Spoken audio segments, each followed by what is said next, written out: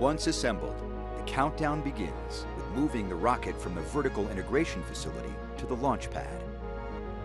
The trip to the pad is about 1/3 of a mile. Throughout the 20-minute trip, a payload van leads the move, providing communication with the spacecraft, followed by the ground van providing support to the rocket. The mobile launch platform supplies air conditioning, electrical, and propellant lines to the rocket. Track mobiles at the rear power the convoy, which includes an environmental control system providing air conditioning to the payload and rocket, as well as a backup generator. Atlas arrives at the pad for fueling and other final preparations, and once fueled, weighs nearly 1.3 million pounds and stands 205 feet tall.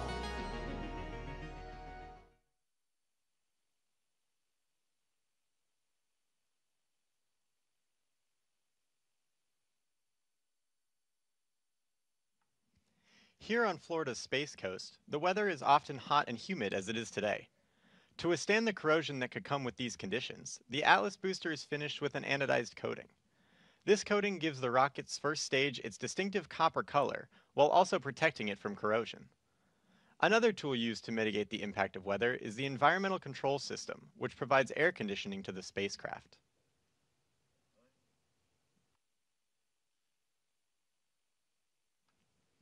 Following a test flight, today's mission is the second ULA launch to deliver Amazon's Project Kuiper satellites to orbit. Let's learn more about Project Kuiper and what they've been doing to prepare for this mission. It all starts with a countdown. But a countdown to what exactly? 6 years ago, we took on a journey to build the most advanced and the most modern communication system in the world. There are almost 3 billion people that don't have high-speed connectivity. Imagine if they had the ability to be connected just like you and I do, what they could do, what contributions they could make. This mission is ambitious for a truly worthy cause. It's going to impact communities that cannot be reached with fiber traditional communications. The solution really has to be from space. You can think of Project Kuiper as a 3-part system: the satellite constellation, the customer terminal, and just as critically, the ground network and software that ultimately deliver connectivity. We have set out to design the most advanced satellite network ever built, and we have created the whole thing in-house at Amazon. You need just about every technology area to contribute to build the satellite: the propulsion system, the solar arrays, the silicon, the phaser antennas, the optical inter-satellite links. The team has to be innovative, agile, resilient as we're moving very, very fast.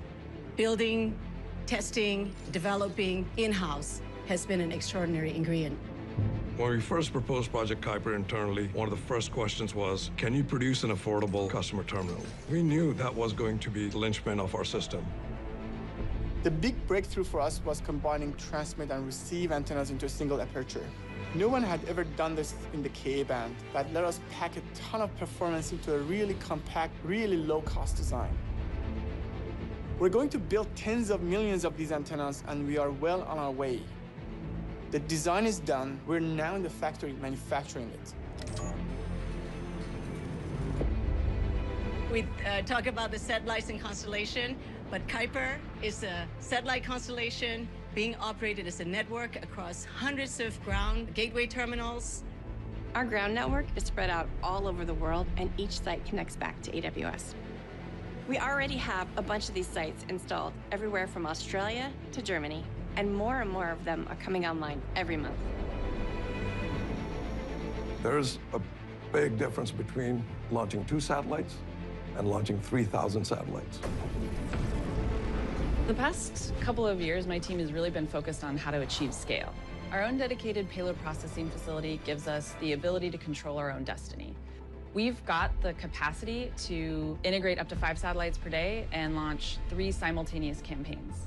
Heavy lift rockets have higher performance, so we can take more satellites to orbit on any given launch. All of our heavy lift launch partners have had a successful first flight, so that's been a pretty exciting thing for us to see because we made those investments years in advance. All of the pieces have come together to support that first launch, and the next one, and the one after that.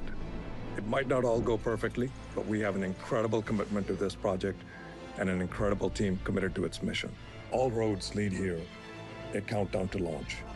And with more than 80 missions planned, we're just getting started.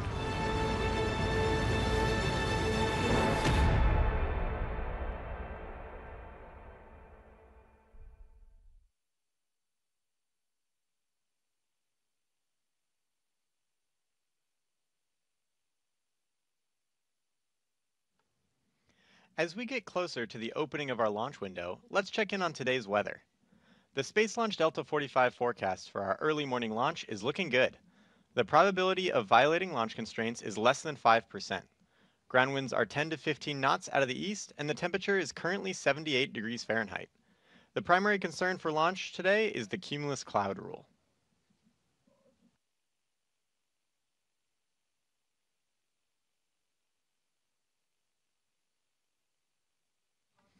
ULA's Atlas V rocket has flown national security, science and exploration, and commercial missions for more than 20 years. As a result, we have a lot of history, or as we call it, family data. This vast library of data is helpful when anomalies occur during the launch countdown. We can refer to the family data to see if the condition is something we've seen before and how we've resolved it in the past.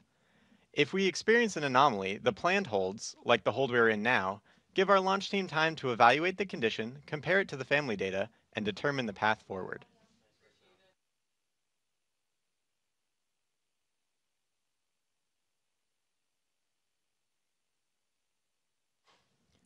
Following liftoff, viewers watching launch from Florida and points north and east may be able to see the Atlas V in flight.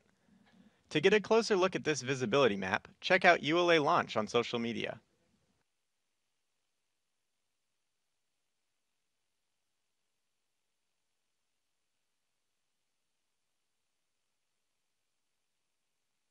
C, verify solar radiation acceptable for launch. Verified. LC, this is flight control. Go. Launch on time verified. Roger.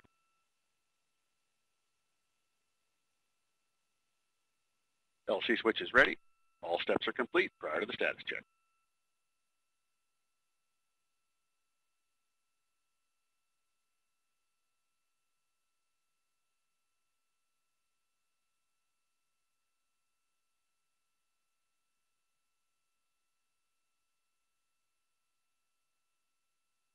L minus 8 minutes.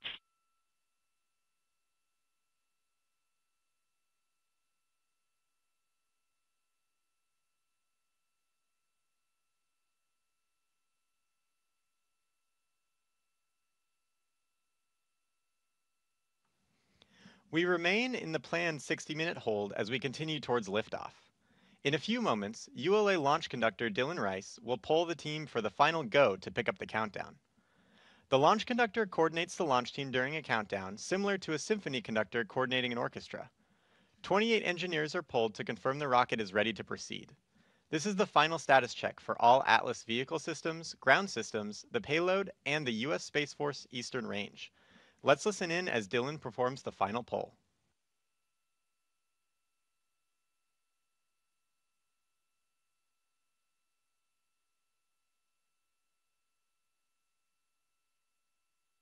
L minus 7 minutes. Status check to proceed with terminal count Atlas systems. Propulsion. Go. Hydraulics. Go. Pneumatics. Go. LO2. Go. Water. Go. Centaur systems. Propulsion. Go. Pneumatics. Go. LO2. Go. LH2. Go. As gas. Go. Electrical systems. Airborne.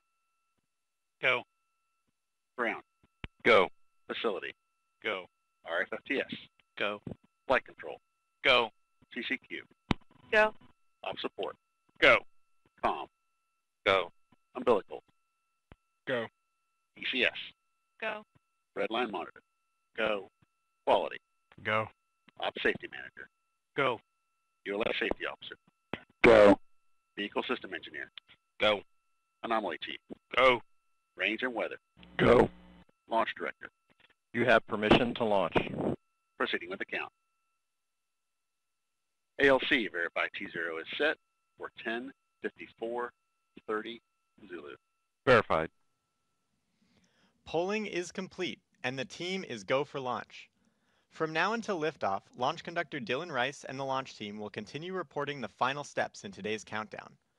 This includes verifying propellant levels and pressures in the booster and Centaur fuel tanks, as well as arming the ordnance for ignition, separation, and flight termination.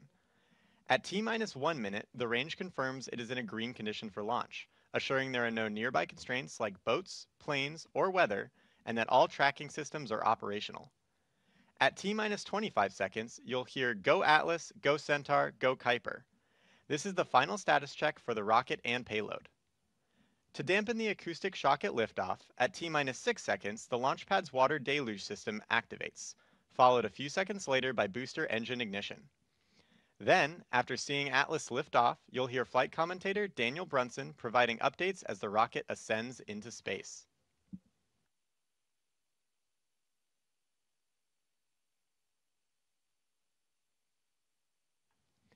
While we arm the ordnance systems, we are preparing several key components for flight, such as the pyrotechnic initiated valves, energetic separation systems, and ordnance igniters, which ignite the solid rocket boosters. Ordnance is often associated with flight termination, but there are many additional uses for energetics within the vehicle.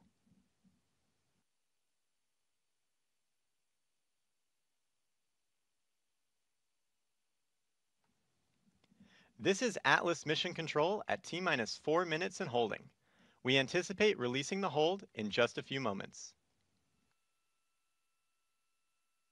On my mark, the time will be T-minus 4 minutes and counting. 3, 2, 1, mark.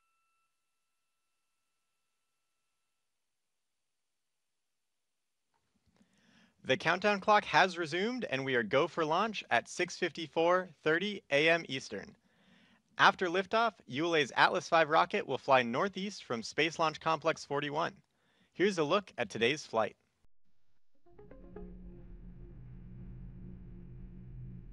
Following final confirmation of rocket readiness, the RD-180 engine and 5 GEM 63 solid rocket boosters ignite to produce more than 2 million pounds of thrust, lifting ULA's Atlas V rocket away from the pad. Shortly after liftoff, the rocket begins a pitchover to attain the proper flight path while minimizing the dynamic pressure it experiences during flight. Atlas then reaches Mach 1, the speed of sound. The addition of 5 solid rocket boosters, or SRBs, precisely augment the liftoff thrust of the Atlas V, giving it the power to deliver the payload to orbit. With their propellant expired approximately 96 seconds into ascent, the SRBs burn out, followed by jettison. Atlas's guidance system then begins steering towards the precise target in space. Amazon's Kuiper satellites are encapsulated inside a 5-meter diameter payload fairing, which provides protection to the spacecraft during ascent. After crossing the Kármán line, entering space, the payload fairing is jettisoned. With the majority of propellant expended fighting against the force of gravity, the RD-180 engine shuts down and the booster stage separates. The rocket then begins second stage flight, weighing less than 7% of what it did at liftoff. ULA's high-performance Centaur, with its RL-10 engine, ignites, powering the upper stage and spacecraft into a circular low Earth orbit. The first burn comes to an end with engine shutdown, followed by Centaur orienting into the proper position to release Amazon's Project Kuiper satellites to build their low Earth orbit satellite broadband network.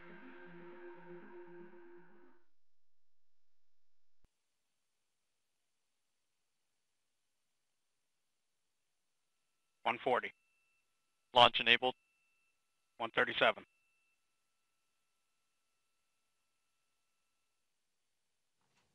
T-minus 90 seconds. The launch vehicle, ground systems, payload, and eastern range are go for launch. For those of you just tuning in, I'm Ben Chilton, joining you for today's live coverage of ULA's Atlas V launch of Amazon's Project Kuiper satellites. At this time, the team is not working any issues, and we're proceeding towards liftoff at 6:54:30 a.m. Eastern. Vent valves locked. 1 minute. Rock, report range status. Range green.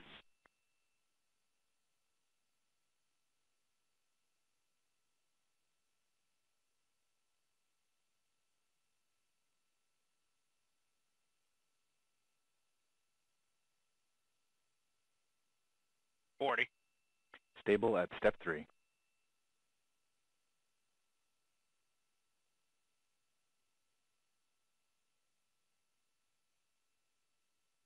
28. Verify ECS reduced for launch. Verified. 20. Status check. Go Atlas. Go Centaur. Go Kuiper.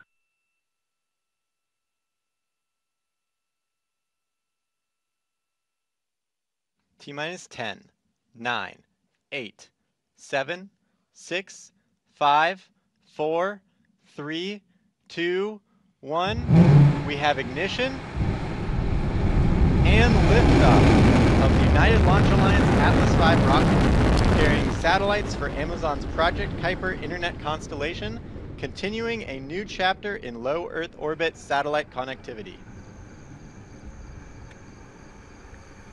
We've ended our pitch over maneuver. Body rates returning to 0.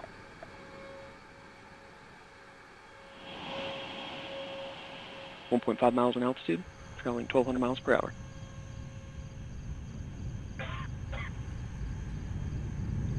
Mach 1, Atlas is now supersonic.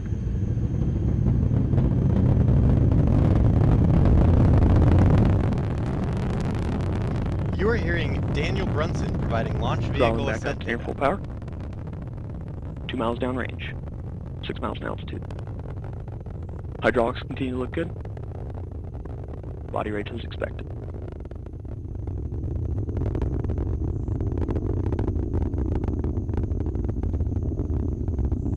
Atlas continues right down the center of the range track, 6 miles downrange.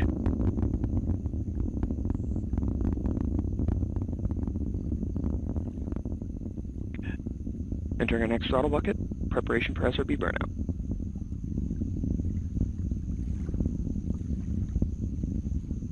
At this point in flight, Atlas is now half of its original liftoff weight, and engines continue to look good. And max Q, maximum dynamic pressure.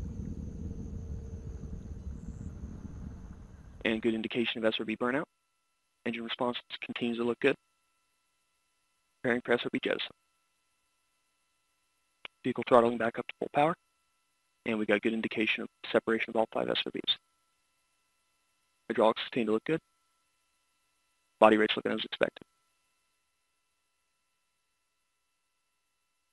Vehicle's now approaching 40 miles downrange, 37 miles in altitude. We just heard confirmation of solid rocket booster jettison. These additional motors augmented the thrust at liftoff, giving the Atlas rocket an extra boost to reach its circular low Earth orbit destination. We're coming up on our next mission event, jettison of the payload fairing. Let's listen in. And 2 minutes to expected VCO. Engine continues to look healthy.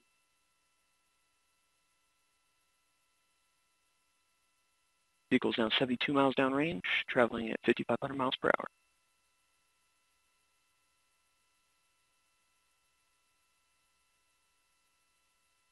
Entering our next throttle segment, maintaining a constant 2.5 Gs in preparation for PLF jettison.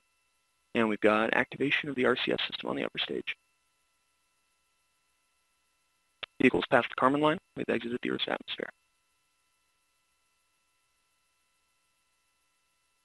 Approaching 7,000 miles an hour, 120 miles downrange. And we got payload fairing jettison, and good indication of CFLR deck jettison. Engine continues to burn nominally.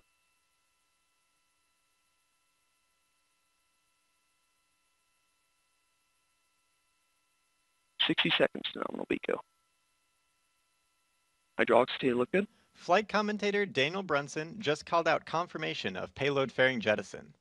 The composite fairing protects the spacecraft as it pushes through the harshest parts of Earth's atmosphere. Next, we'll hear callouts for cutoff of the Atlas first stage engine and separation of the booster stage, followed by ignition of ULA's Centaur second stage engine. These events occur when the first stage has escaped Earth's atmosphere, getting above the Kármán line and into space. The Centaur upper stage, with the Kuiper satellites attached, then takes over on a trajectory to a precise location in space. Let's listen in as we approach these milestones.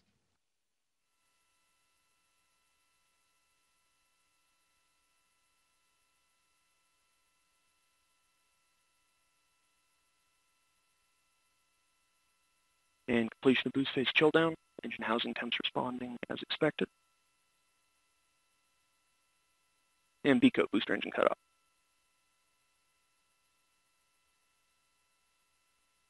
Good indication of Centaur separation. Got pre-start on H2 and O2.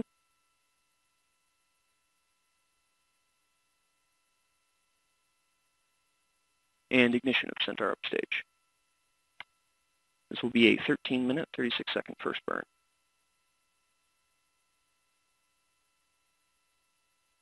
We've enabled steering on the upper stage.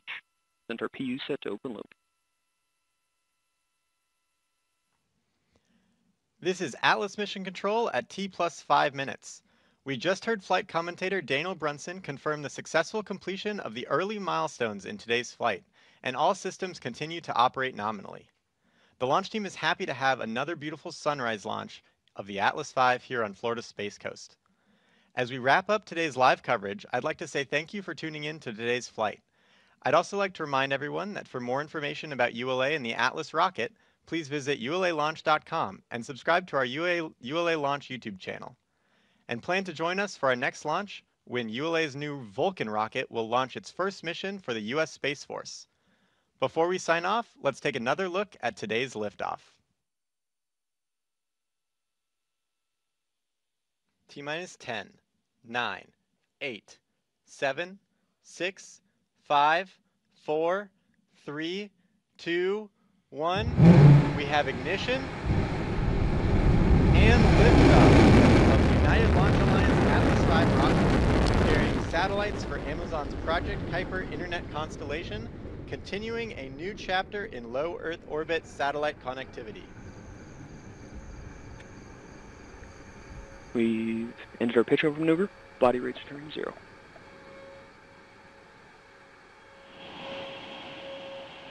.5 miles in altitude, traveling 1,200 miles per hour.